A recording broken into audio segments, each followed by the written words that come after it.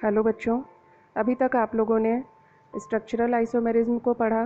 Structural isomerism तो थोड़ी easy है क्योंकि वो पूरी जो है वो डेफिनीशन बेस्ड है। स्ट्रक्चरल के बाद आप लोगों ने स्टीरियो आइसोमेरिज्म को देखा, उसमें ज्योमेट्रिकल आइसोमेरिज्म को पढ़ा।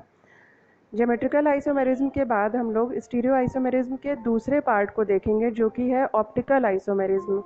ऑप्टिकल आइसोमेरिज्म बच्चों को थोड़ी सी टफ लगती है क्योंकि इसको थोड़ा सा अटेंटिव होकर के पढ़ना पड़ता है और थोड़ा सा इसमें स्ट्रक्चर को विजुलाइज करना पड़ता है। तो आप लोग इसको पढ़ते समय थोड़ा सा अटेंटिव हो करके पढ़िएगा, और वैसे हमने बहुत ही ईजी वे में आपको समझाने की कोशिश की है। तो चलिए देखते हैं ऑप्टिकल आइसोमेरिज्म को। ऑप्टिकल आइसोमेरिज्म वो कंपाउंड्स शो करते हैं जिनकी प्रॉपर्टी होती है प्लेन पोलराइज लाइट को रोटेट करने की।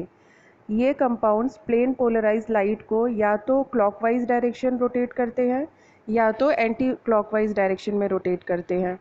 जब ये प्लेन पोलराइज लाइट को क्लॉकवाइज डायरेक्शन में रोटेट करते हैं तो हम इन कंपाउंड्स को डेक्स्ट्रो रोटेटरी कहते हैं और इसे प्लस साइन से डिनोट करते हैं।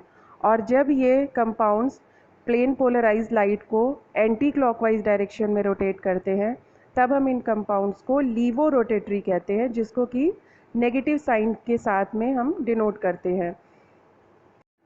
डेक्स्ट्रो और लीवो रोटेटरी कंपाउंड्स इनैंशियोमर्स भी कहलाते हैं।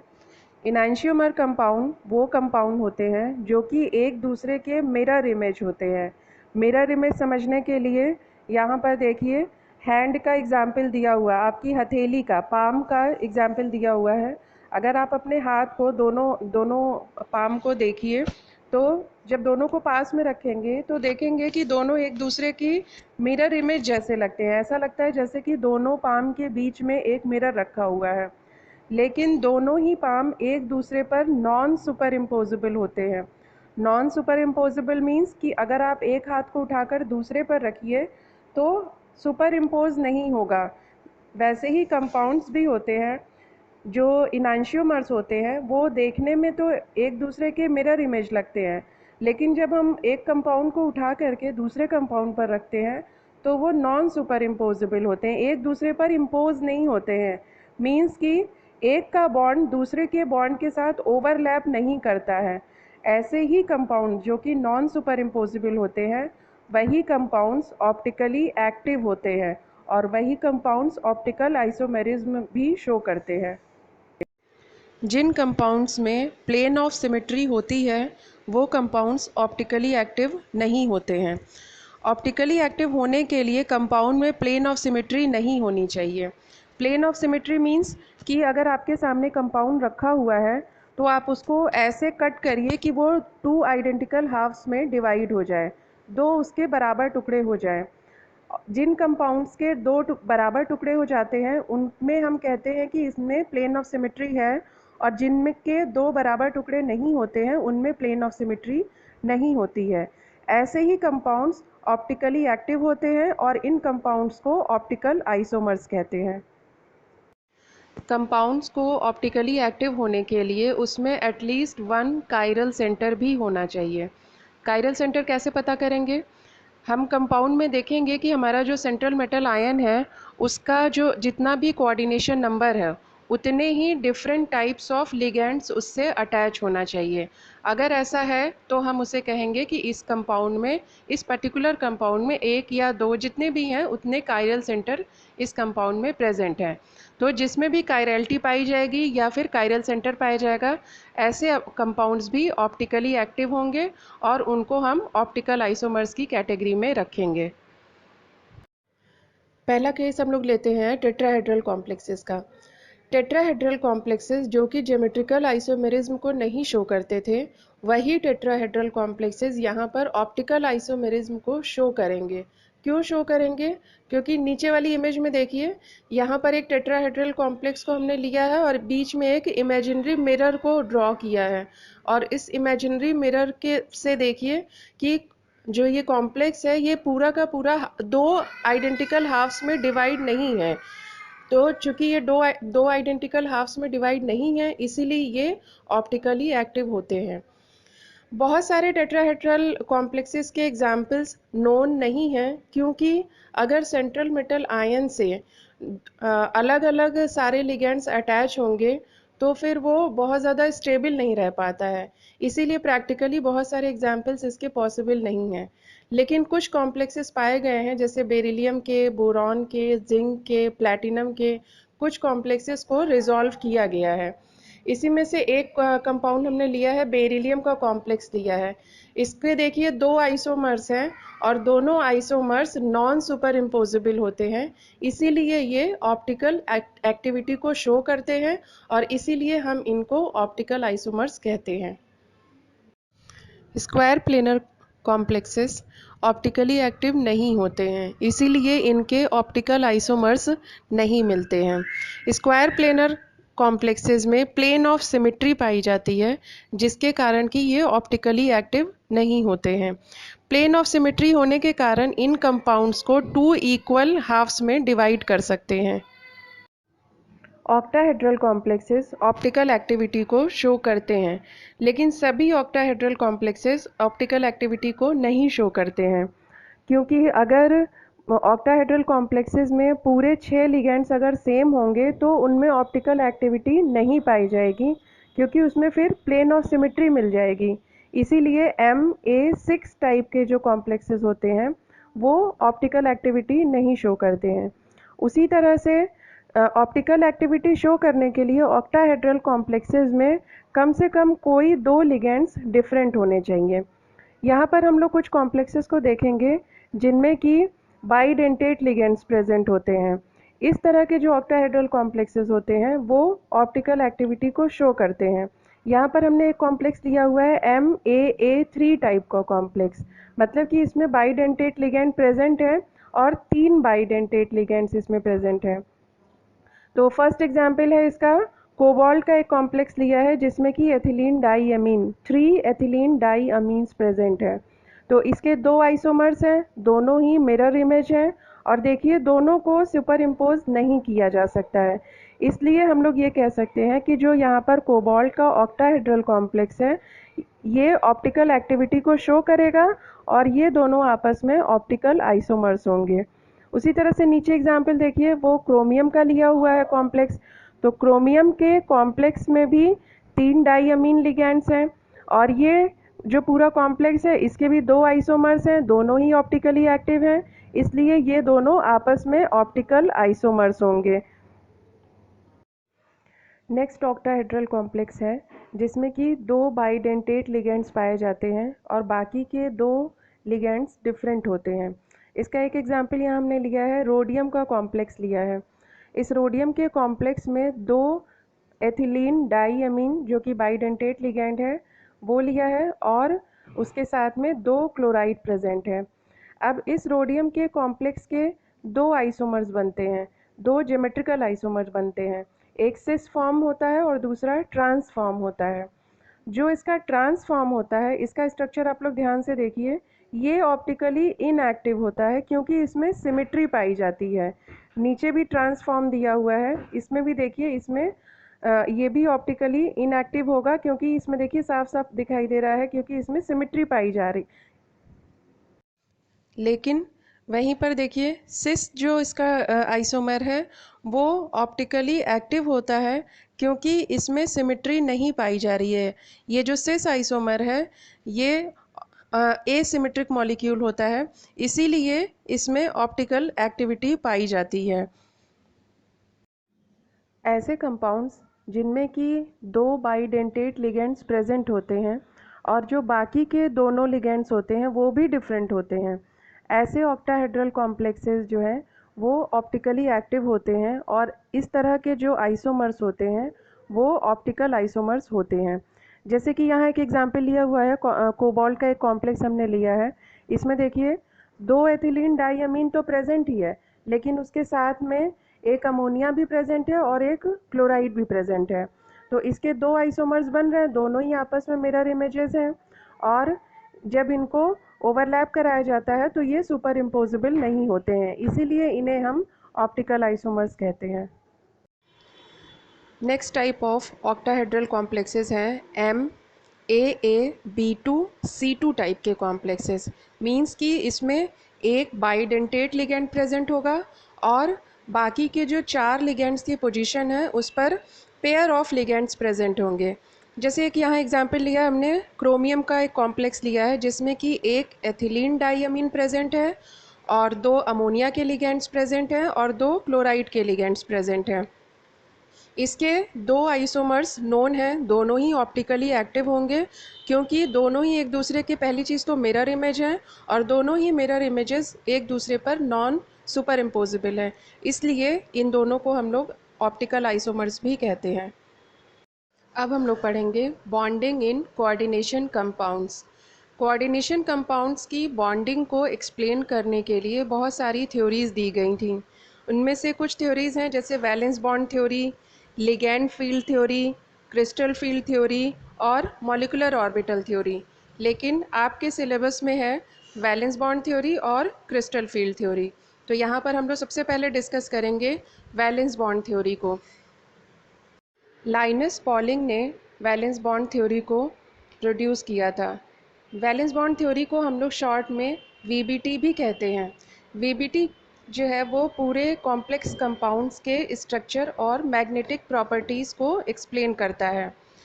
हम लोगों ने जैसे पढ़ा है कोऑर्डिनेशन कंपाउंड में कि एक सेंट्रल मेटल एटम होता है जिसके पास की वैकेंट ऑर्बिटल्स होते हैं और दूसरा लिगेंड्स होते हैं जिनके पास की डोनेट करने के लिए इलेक्ट्रॉन्स होते हैं।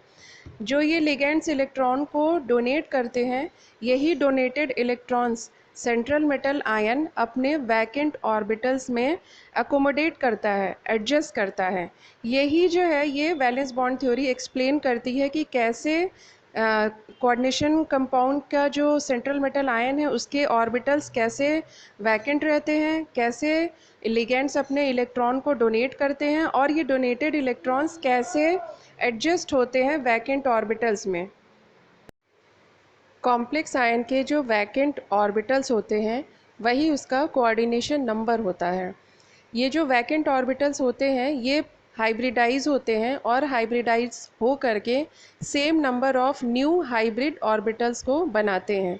इन्हीं हाइब्रिड ऑर्बिटल्स में लिगैंड्स के इलेक्ट्रॉन, जो ये लिगैंड्स इलेक्ट्रॉन को डोनेट करते हैं, वही इलेक्ट्रॉन इन्हीं हाइब्रिड ऑर्बिटल्स में आ करके एडजस्ट होते हैं, एकोमोडेट होते हैं और फिर ये जो एडजस्ट हुए इलेक्ट्रॉन्स हैं यही कॉम्प्लेक्स आयन और लिगैंड के बीच में कोऑर्डिनेशन बॉन्ड को शो करते हैं। यहाँ हम लोग कॉपर के कॉम्प्लेक्स को वीबीटी के अकॉर्डिंग समझने की कोशिश करेंगे। पहले देखिए कॉपर का एक कॉम्प्लेक्स लिया हुआ है, तो सबसे पहले हमने क्या किया है कि कॉपर का इलेक्ट्रॉनिक कॉन्फ़िगरेशन लिखा है। उसके बाद से फिर कॉपर का जब आयन बनता है, कॉपर का आयन बनने के बाद उसके हाइब्रिड ऑर्बिटल्स बने। देखिए DsP2 बन रहा है। इन्हीं हाइब्रिड ऑर्बिटल्स में जो अमोनिया लिगैंड के इलेक्ट्रॉन्स आते हैं वो एडजस्ट होते हैं और यही जो है कोऑर्डिनेट बॉन्डिंग बनाते हैं। तो यहाँ पर और हाइब्रिडाइजेशन हो रहा है DsP2 और DsP2 हाइब्रिडाइजेशन होने के बाद से इसकी ज्योमेट्री बनेगी स्क्वायर प्लेनर। वीबीटी के अकॉर्डिंग सेंट्रल मेटल आयन जो है वो लिगैंड्स की प्रेजेंस में या तो अपने इनर डी ऑर्बिटल्स को यूज़ करता है या फिर अपने आउटर डी ऑर्बिटल्स को यूज़ करता है हाइब्रिडाइजेशन के लिए। और जब ये हाइब्रिडाइजेशन करता है उसके बाद लिगैंड्स के ऑर्बिटल्स इन हाइब्रिडाइज्ड ऑर्बिटल्स के साथ में ओवरलैप करके बॉन्डिंग बनाते हैं और जब ये हाइब्रिडाइजेशन होता है उसके बाद पूरे कॉम्प्लेक्स की एक ज्योमेट्री डिफाइन हो जाती है। फॉर एग्ज़ाम्पल अगर किसी कॉम्प्लेक्स आयन का कोऑर्डिनेशन नंबर 4 है तो वह 2 तरह का हाइब्रिडाइजेशन शो कर सकता है, या तो sp3 शो करेगा या तो dsp2 शो करेगा। लेकिन ये डिपेंड करता है कि उसके साथ में कौन सा लिगैंड अटैच होने जा रहा है। और अगर sp3 हाइब्रिडाइजेशन होगा तब कंपाउंड की ज्योमेट्री टेट्राहेड्रल हो जाती है और यदि DsP2 हाइब्रिडाइजेशन होगा तब कंपाउंड की ज्योमेट्री स्क्वायर प्लेनर हो जाएगी। सिमिलरली अगर कोऑर्डिनेशन नंबर 5 है तब फिर हाइब्रिडाइजेशन sp3d टाइप का होता है और कंपाउंड की ज्योमेट्री ट्राइगोनल बाई पिरामिडल होती है। उसी तरह से कोऑर्डिनेशन नंबर 6 वाले कॉम्प्लेक्स जो होते हैं वो भी दो तरह का हाइब्रिडाइजेशन शो करते हैं। एक है sp3d2 और दूसरा है d2sp3। अगेन यहाँ पर सेम वही केस लगेगा कि लिगैंड कौन सा यहाँ पर प्रेजेंट है। लिगैंड की प्रेजेंस डिसाइड करेगी कि कौन सा हाइब्रिडाइजेशन होगा। यहाँ पर इनर डी ऑर्बिटल्स यूज़ होंगे या फिर आउटर डी ऑर्बिटल्स यूज़ होंगे, और दोनों ही केसेस में कंपाउंड की ज्योमेट्री ऑक्टाहेड्रल होगी। यहाँ कुछ एग्जाम्पल्स दिए गए हैं विथ कोऑर्डिनेशन नंबर और उनके शेप के साथ में। इन एग्जाम्पल्स को आप लोग अपनी कॉपी में नोट कर लीजिएगा।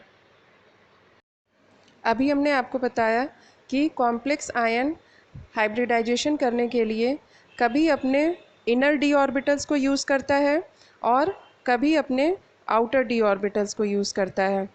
जब भी कॉम्प्लेक्स आयन अपने इनर डी ऑर्बिटल्स को मींस n-1 डी ऑर्बिटल्स को यूज़ करता है, तब हम ऐसे कॉम्प्लेक्सेस को इनर ऑर्बिटल कॉम्प्लेक्सेस कहते हैं, क्योंकि इसमें अनपेयर्ड इलेक्ट्रॉन्स कम पाए जाते हैं। ज़्यादातर इसमें सभी इलेक्ट्रॉन्स पेयर्ड होते हैं, इसीलिए इनको लो स्पिन कॉम्प्लेक्सेस भी कहते हैं या फिर स्पिन पेयर्ड कॉम्प्लेक्सेस भी कहते हैं। उसी तरह से अगर किसी केस में कॉम्प्लेक्स आयन अगर अपने आउटर डी ऑर्बिटल्स को यूज़ कर रहा है, यानी कि एन डी ऑर्बिटल्स को यूज़ कर रहा है, तो ऐसे कॉम्प्लेक्सेस को आउटर ऑर्बिटल कॉम्प्लेक्सेस कहते हैं। और इनमें ज़्यादातर इलेक्ट्रॉन्स अनपेयर्ड होते हैं, पेयर्ड इलेक्ट्रॉन्स इनमें कम पाए जाते हैं, इसीलिए इन कॉम्प्लेक्सेस को हाई स्पिन कॉम्प्लेक्सेस भी कहते हैं या फिर स्पिन फ्री कॉम्प्लेक्सेस भी कहते हैं। इनर ऑर्बिटल कॉम्प्लेक्सेस और आउटर ऑर्बिटल कॉम्प्लेक्सेस का बनना लिगैंड्स पर डिपेंड करता है। अगर सेंट्रल मेटल आयन से वीक फील्ड लिगैंड्स अटैच होंगे तब आउटर ऑर्बिटल कॉम्प्लेक्सेस बनेंगे और इसमें सेंट्रल मेटल आयन के इलेक्ट्रॉन्स की पेयरिंग नहीं होगी। और यदि सेंट्रल मेटल आयन से स्ट्रॉन्ग फील्ड लिगैंड्स जुड़े होंगे तब क्या होगा, जो सेंट्रल मेटल आयन है उसके इलेक्ट्रॉन्स की पेयरिंग हो जाएगी और उसके जो इनर ऑर्बिटल्स होते हैं वो वैकेंट हो जाएंगे लिगैंड्स के इलेक्ट्रॉन की फुलफिल होने के लिए और हाइब्रिडाइजेशन के लिए। इसीलिए जब भी स्ट्रॉन्ग फील्ड लिगैंड अटैच होता है तब हमेशा इनर ऑर्बिटल कॉम्प्लेक्सेस बनते हैं। अब हम लोग वैलेंस बॉन्ड थ्योरी के एप्लीकेशन पार्ट को देखेंगे। इसके लिए हमने फर्स्ट एग्जाम्पल लिया है। यहाँ कोबाल्ट का एक कॉम्प्लेक्स है जिसमें कोबाल्ट सेंट्रल मेटल आयन है और इससे 6 लिगैंड्स अटैच हैं। अब 6 लिगैंड्स इसमें अटैच हैं, इसका मतलब क्या हुआ कि ये ऑक्टाहेड्रल कॉम्प्लेक्स है। तो अब इस पर VBT हम अप्लाई करते हैं। सबसे पहला काम क्या करेंगे कि पहले हमें कोबाल्ट का एटॉमिक नंबर पता करना है, तो कोबाल्ट का कन्फिग्रेशन लिखेंगे। कोबाल्ट का कन्फिग्रेशन होगा आर्गन और 3d7,4s2। उसके बाद से हमें कोबाल्ट की ऑक्सीडेशन स्टेट पता करनी है। यहाँ पर कोबाल्ट की ऑक्सीडेशन स्टेट +3 है, तो जब कोबाल्ट की ऑक्सीडेशन स्टेट +3 हुई तो इसका मतलब क्या हुआ कि 2 इलेक्ट्रॉन 4s2 से निकल गए और 1 इलेक्ट्रॉन 3d से निकल गया। तो इसमें कितने इलेक्ट्रॉन बचे, 3d6। तो कोबाल्ट +3 का कन्फिग्रेशन क्या हो गया, आर्गन और 3d6। अब ये 3d6 का आप लोग समझ रहे होंगे कि कैसे ये सारे इलेक्ट्रॉन्स अरेंज होंगे डी ऑर्बिटल्स में। पहले ऑर्बिटल में पेयर्ड इलेक्ट्रॉन होगा और बाकी सारे ऑर्बिटल्स में सारे अनपेयर्ड इलेक्ट्रॉन्स होंगे। ये केस तब होगा जब कोबाल्ट सिर्फ कोबाल्ट प्लस आयन की तरह प्रेजेंट है तब। जब इस कोबाल्ट से अमोनिया लिगैंड्स अटैच होते हैं तो अमोनिया लिगैंड चूँकि एक स्ट्रॉन्ग फील्ड लिगैंड है तो ये क्या करता है, इन इलेक्ट्रॉन्स की पेयरिंग कर देता है। तो जो ये 3d6 इलेक्ट्रॉन्स थे अब ये पेयर्ड हो जाएंगे और 3d के 3 ऑर्बिटल्स में पूरे 6 इलेक्ट्रॉन्स पेयर्ड होकर के फिल हो जाएंगे। तो फिर क्या होगा, 3d के जो 2 ऑर्बिटल्स है वो वैकेंट हो जाएंगे। तो ये 3d के 2 वैकेंट ऑर्बिटल, एक 4s का ऑर्बिटल और 3p के ऑर्बिटल, ये सभी ऑर्बिटल्स मिलकर के d2sp3 हाइब्रिडाइजेशन करते हैं और d2sp3 हाइब्रिड ऑर्बिटल्स का फॉर्मेशन करते हैं। इन्हीं d2sp3 हाइब्रिडाइज्ड ऑर्बिटल में ये टोटल नंबर हो गए 6। टोटल 6 D2sp3 हाइब्रिड ऑर्बिटल्स बनते हैं जिनकी एनर्जी सेम रहती है। तो इन्हीं हाइब्रिड ऑर्बिटल्स में अमोनिया के इलेक्ट्रॉन्स फिल होते हैं।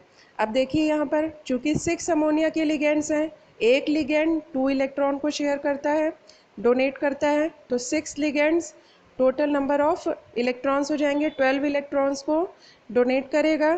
तो जो टोटल D2sp3 6 ऑर्बिटल्स हैं, इनमें टोटल जो 12 इलेक्ट्रॉन हैं अमोनिया के, वो आकर के अकोमोडेट हो जाते हैं और ये पूरा का पूरा एक कॉम्प्लेक्स का ऑर्बिटल बन जाता है। वीबीटी का एक पार्ट और है, इसमें हम कॉम्प्लेक्स के मैग्नेटिक प्रॉपर्टी को भी पढ़ते हैं कि कॉम्प्लेक्स डायमैग्नेटिक है कि पैरामैग्नेटिक है। यदि कॉम्प्लेक्स में अनपेयर्ड इलेक्ट्रॉन्स हैं तो वो कॉम्प्लेक्स पैरामैग्नेटिक होगा, और यदि कॉम्प्लेक्स में सारे के सारे इलेक्ट्रॉन्स पेयर्ड हैं तो वो कॉम्प्लेक्स डायमैग्नेटिक होगा। अब जैसे इस केस में देखिए, ये कोबाल्ट का जो कॉम्प्लेक्स है वो डायमैग्नेटिक होगा, क्योंकि देखिए पूरे ऑर्बिटल में जितने भी इलेक्ट्रॉन्स फिल्ड हैं वो पूरे के पूरे पेयर्ड हैं। जो रेड कलर से जितने भी इलेक्ट्रॉन्स हैं वो सारे लिगेंड्स के इलेक्ट्रॉन हैं, और बाकी के इलेक्ट्रॉन जो हैं वो कोबाल्ट के इलेक्ट्रॉन्स हैं। एक और एग्जाम्पल हम लोग लेंगे ऑक्टाहेड्रल कॉम्प्लेक्सेस का। यहाँ पर एक क्रोमियम का कॉम्प्लेक्स हमने लिया है जिसमें कि 6 लिगेंड्स अटैच हैं। इसमें देखिए क्रोमियम का जब हम कन्फिग्रेशन लिखेंगे, पहले क्रोमियम का कन्फिग्रेशन लिखेंगे, फिर क्रोमियम आयन का कन्फिग्रेशन लिखेंगे। क्रोमियम आयन का कन्फिग्रेशन लिखने पर हमें दिखता है कि इसके already 2d orbitals already vacant हैं। तो ये वैकेंट 2d ऑर्बिटल्स और 4s ऑर्बिटल और 3p ऑर्बिटल्स आपस में मिक्स होकर के नए D2sp3 हाइब्रिडाइज्ड ऑर्बिटल्स बनाते हैं। इन D2sp3 हाइब्रिडाइज्ड ऑर्बिटल्स में अमोनिया के इलेक्ट्रॉन्स एडजस्ट हो जाते हैं, और इस पूरे कंपाउंड का जो नेचर होता है वो पैरामैग्नेटिक होता है, क्योंकि ऑलरेडी 3d में 3 अनपेयर्ड इलेक्ट्रॉन्स प्रेजेंट हैं इसमें। नेक्स्ट हम लोग देखेंगे वीक फील्ड लिगैंड वाले कॉम्प्लेक्स को। यहाँ हमने एग्जाम्पल में लिया है COF6। यहाँ देखिए सेंट्रल मेटल आयन तो कोबाल्ट है, लेकिन इसके साथ में फ्लोराइड अटैच है जो कि अगेन एक वीक फील्ड लिगैंड है। अब देखिए कोबाल्ट की ऑक्सीडेशन स्टेट +3 है, तो यहाँ पर कोबाल्ट में 3d6 इलेक्ट्रॉन्स प्रेजेंट हैं, अभी जैसा कि आपने पीछे वाले उसमें कंपाउंड में देखा था। तो ये 3d इलेक्ट्रॉन्स जो हैं वो d के पांचों ऑर्बिटल्स में अरेंज्ड है। अब चूंकि फ्लोराइड एक वीक फील्ड लिगैंड है तो ये 3d इलेक्ट्रॉन्स की पेयरिंग नहीं करेगा। सो अब हाइब्रिडाइजेशन के लिए आउटर 4d ऑर्बिटल्स यूज़ होंगे, जिससे कि 6 न्यू sp3d2 हाइब्रिड ऑर्बिटल्स का फॉर्मेशन होगा। इन 6 न्यू हाइब्रिड ऑर्बिटल्स में फ्लोराइड के इलेक्ट्रॉन्स अरेंज हो जाते हैं। अब देखिए कंपाउंड में इलेक्ट्रॉनिक अरेंजमेंट जो है उसको देख करके आपको समझ में आ रहा होगा कि इसमें अनपेयर्ड इलेक्ट्रॉन्स हैं। इन्हीं अनपेयर्ड इलेक्ट्रॉन्स के कारण इस कॉम्प्लेक्स का नेचर पैरामैग्नेटिक होता है। नेक्स्ट हम लोग स्टडी करेंगे कोऑर्डिनेशन नंबर 4 वाले कॉम्प्लेक्सेस को। कोऑर्डिनेशन नंबर 4 वाले कॉम्प्लेक्सेस में यहाँ दो तरह की हाइब्रिडाइजेशन देखने को मिलता है। एक है sp3 हाइब्रिडाइजेशन तो आप लोगों ने बहुत देखा होगा। दूसरा है dsp2 हाइब्रिडाइजेशन। तो पहले हम लोग चलिए इसको एग्जाम्पल से समझते हैं। फर्स्ट एग्जाम्पल यहाँ लिया है, निकिल का एक कॉम्प्लेक्स है।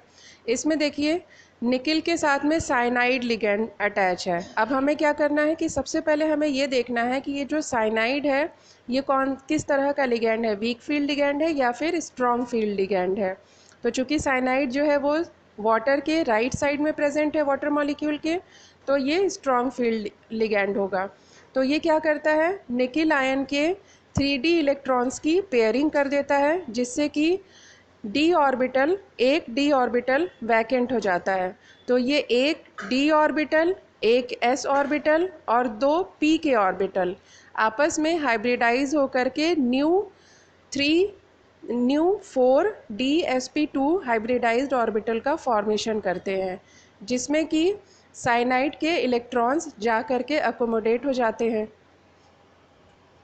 dsp2 हाइब्रिडाइजेशन होने के कारण इन कंपाउंड्स की ज्योमेट्री स्क्वायर प्लेनर होती है और चूंकि इस पूरे कॉम्प्लेक्स में सभी इलेक्ट्रॉन्स पेयर्ड हैं इसलिए इसका मैग्नेटिक नेचर डायामैग्नेटिक होगा।